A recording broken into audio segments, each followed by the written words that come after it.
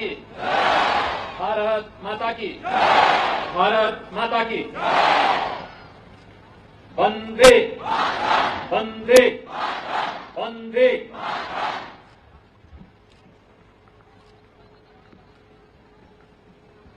Now your army festival 2024 के आज के इस समारोह में प्रदेश सरकार में मेरे वरिष्ठ सहयोगी जल शक्ति मंत्री श्री स्वतंत्र देव सिंह जी,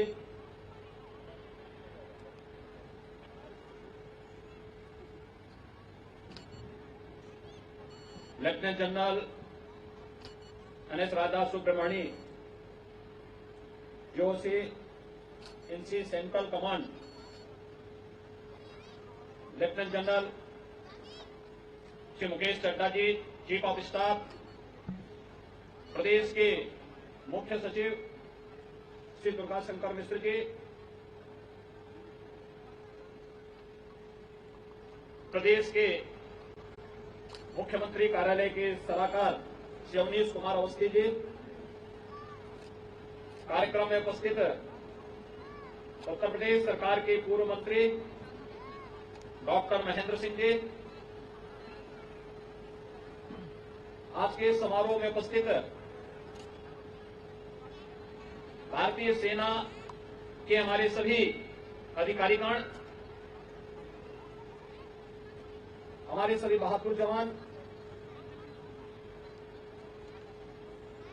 समारोह में उपस्थित हमारे सभी सम्मानित अतिथिगण, उपस्थित महानुभाव और युवा साथियों, मैं सबसे पहले आज के समारोह के लिए भारतीय सेना को हृदय से बधाई देते हुए इस वर्ष के आयोजन के लिए प्रदेश की राजधानी लखनऊ में स्थित सेंट्रल कमांड को चुना गया है। इसके लिए आदरणीय प्रधानमंत्री जी का, आदरणीय रक्षा मंत्री जी का और भारतीय सेना का हृदय से आभार व्यक्त करता हूं। नाउ योर आर्मी फेस्टिवल 2024 के आज के समारोह में यहां पर आकर के मुझे आनंद की अनुभूति हो रही है। यह मेरे लिए इसलिए भी महत्वपूर्ण है कि देश की आबादी के सबसे बड़े राज्य उत्तर प्रदेश के हमारे युवाओं को नजदीक से भारतीय सेना को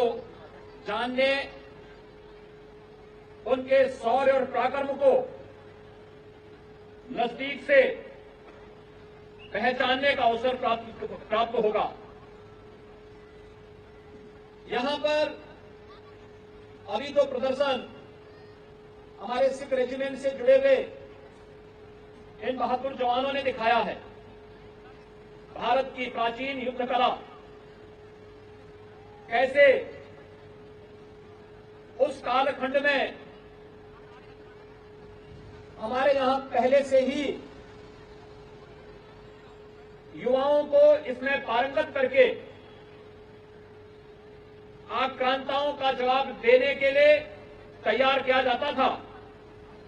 और मुझे प्रसन्नता है कि भारत की इस प्राचीन युद्ध कला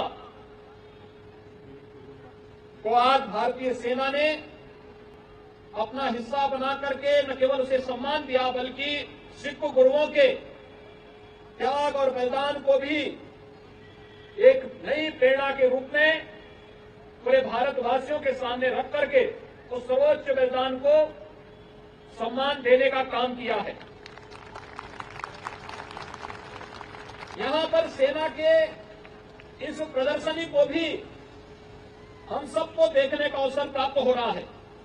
जिसके माध्यम से सेना की शक्ति, सेना का पराक्रम और राष्ट्रभक्ति की निष्ठा को हमें नजदीक से जानने और समझने का अवसर प्राप्त होगा। यह महोत्सव सेना के हथियारों, साजो सामान, कार्यशैली, कार्यकुशलता और उन परंपराओं को जानने का एक अच्छा अवसर है जो अक्सर जिनसे हम लोग सामान्यतः अनभिज्ञ से रहते हैं। भारतीय सेना 140 करोड़ भारतवासियों के गौरव की प्रतीक है। देशवासी इसकी ताकत को जानते हैं, उस पर अटूट विश्वास रखते हैं और जब सेना और आम जनमानस एक दूसरे के साथ मिलकर के कार्य करते हैं तो परिणाम कई गुना अधिक लाने में सफलता प्राप्त हो सकती है। भाइयों बहनों, हम सबको इस बारे में अवश्य गौरव की अनुभूति होती है कि उत्तर प्रदेश वीरों की भूमि है। देश की सुरक्षा के लिए हर लड़ाई में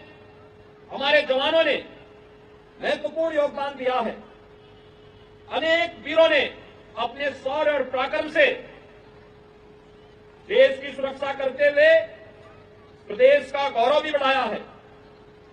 प्रदेश सरकार सेवारत सैनिकों और सेवा से निवृत्त सैनिकों और वीर नारियों के कल्याण के लिए पूरी प्रतिबद्धता के साथ कार्य कर रही है। देश की सीमाओं की रक्षा करने में अपने प्राणों की आहुति देने वाले सैनिकों के परिजनों को प्रदेश सरकार अपनी ओर से 50 लाख रुपए की अनुग्रह राशि और परिवार के एक सदस्य को सरकारी नौकरी देने की व्यवस्था भी करती है। आज हम सब इस बात को जानते हैं कि जैसे आदरणीय प्रधानमंत्री जी की प्रेरणा से जीवन के प्रत्येक क्षेत्र में भारत आत्मनिर्भरता के लक्ष्य को प्राप्त किया है, ऐसे ही सेना के हथियारों और साजो सामान में भी आत्मनिर्भरता और मेक इन इंडिया की इस परिकल्पना को हम साकार कर सकें, यह अवसर, यह प्रदर्शनी हमें उसका एक अवसर भी प्रदान करती है। हम सब इस बात को जानते हैं कि 2018 में जब उत्तर प्रदेश में हम लोगों ने इन्वेस्टर समिट किया था, उस इन्वेस्टर समिट में प्रधानमंत्री जी ने देश के अंदर 2 डिफेंस मैन्युफैक्चरिंग कॉरिडोर की घोषणा की थी, जिनमें से एक तमिलनाडु में और दूसरा देश के हृदय स्थल उत्तर प्रदेश में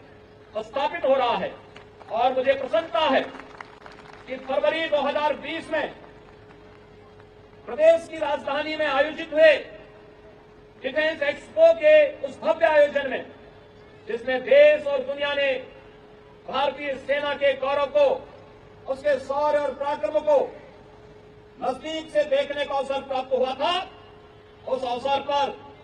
अनेक प्रस्ताव उत्तर प्रदेश के डिफेंस मैन्युफैक्चरिंग कॉरिडोर के लिए उत्तर प्रदेश शासन को प्राप्त हुए हैं, जिनमें लखनऊ में ब्रह्मोस मिसाइल के निर्माण की कार्रवाई, झांसी के डिफेंस कॉरिडोर के रोड में हमें भारत डायनेमिक्स के बड़े कार्यक्रम वहां के लिए स्वीकृत हुए। कानपुर अलीगढ़ के नोट्स में पहले से ही जितनी भूमि हमारे पास आरक्षित थी, वे सभी आवंटित होकर के अब प्रोडक्शन के लिए भी अपने आप को तैयार कर चुकी है।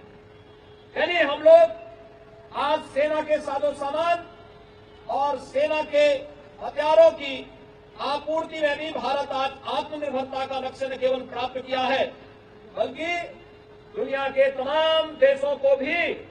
आज हम उस सप्लाई चेन के साथ जोड़ने में हमें सफलता प्राप्त हो रही है। यह एक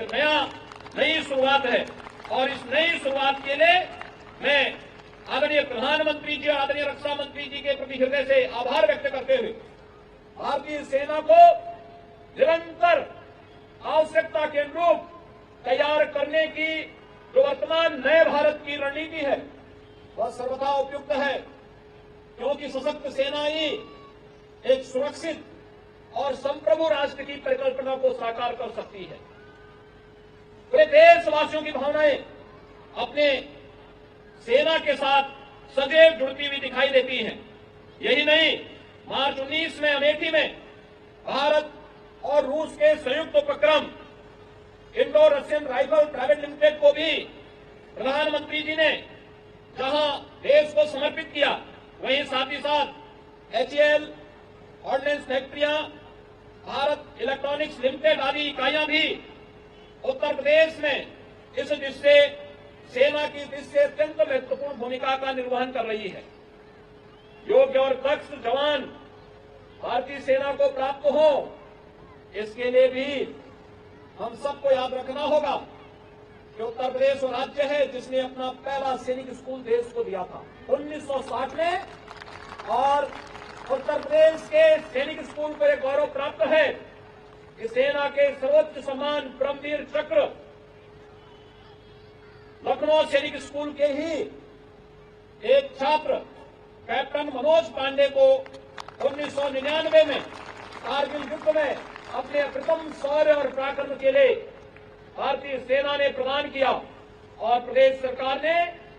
अपने इस पहले सैनिक स्कूल का नामकरण भी कैप्टन मनोज पांडे के नाम पर ही रख करके अपने युवाओं के लिए, छात्रों के लिए सेना के को जानने और सेना के साथ सम्मान के साथ अपने कैरियर को आगे बढ़ाने का एक अवसर भी प्रदान किया है। आज मुझे बताते हुए प्रसन्नता है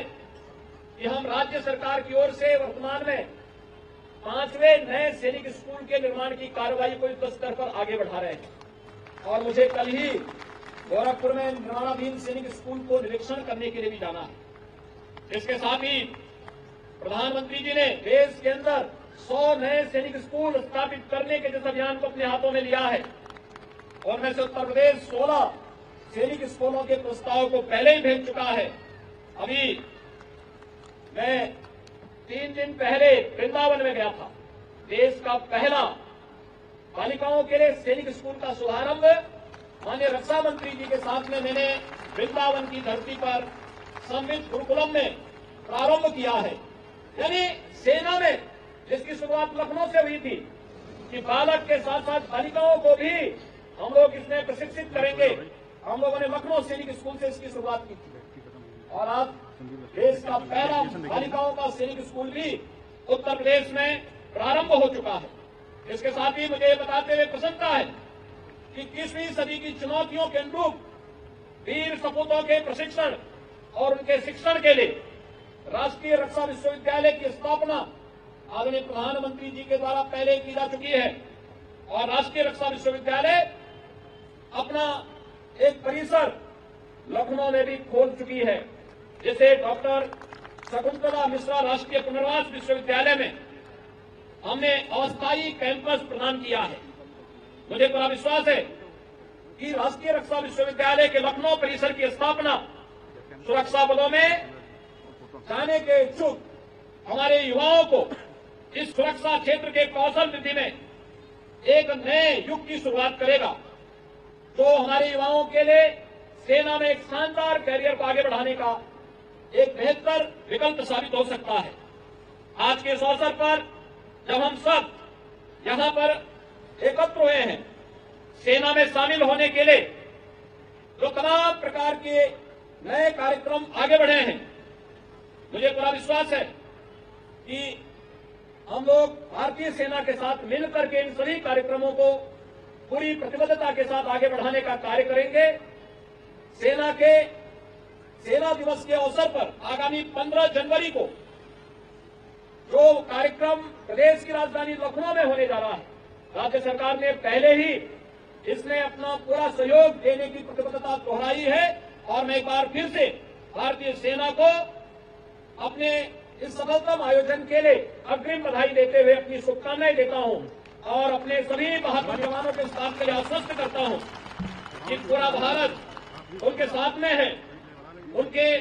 शौर्य और पराक्रम की गाथा का स्मरण करता है, और उन्हें हर संभव सहयोग देने के लिए अपनी प्रतिबद्धता को पूरी जवाबदेही के साथ आगे बढ़ाने के लिए कार्य करने का इच्छुक होगा। आज के इस अवसर पर मैं इस प्रदर्शनी के